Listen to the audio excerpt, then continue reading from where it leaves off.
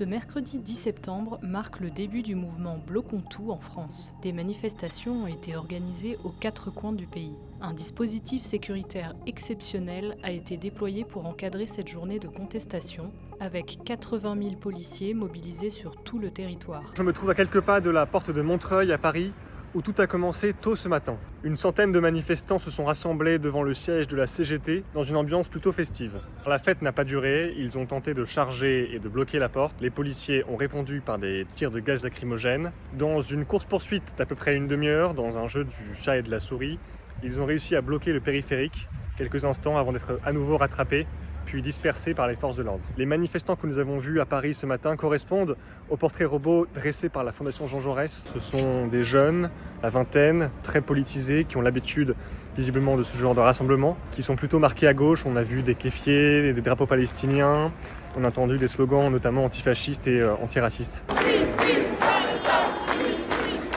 Ici dans l'agglomération nantaise, on est mobilisé depuis 5-6 heures. Ce matin, plusieurs points de blocage ont été installés. Objectif, neutraliser les principaux axes vers le centre-ville. À chaque fois, une voire plusieurs centaines de manifestants étaient présents, avec eux quelques militants aussi d'organisations syndicales. Tous en tout cas se sont heurtés à un imposant dispositif de force de l'ordre qui a fait usage de gaz lacrymogène. Les principales revendications portent sur le coût de la vie, sur les mesures d'économie annoncées, mais aussi et surtout sur la nomination hier soir de Sébastien Lecornu à Matignon. Beaucoup y voient une nouvelle provocation. En milieu d'après-midi, des tensions ont émaillé les cortèges, notamment au centre de Paris.